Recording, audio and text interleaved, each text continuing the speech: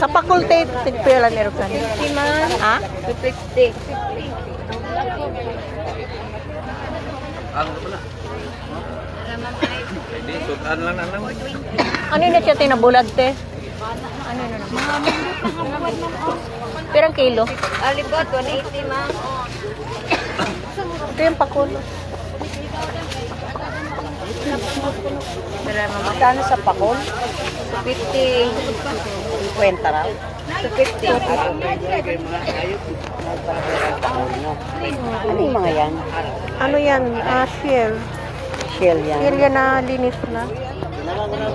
Ano shell? Yung mga ganyan? Hindi, ma'am, yung Magkano yung ganito nyo? 25, ma'am. O itong malaki?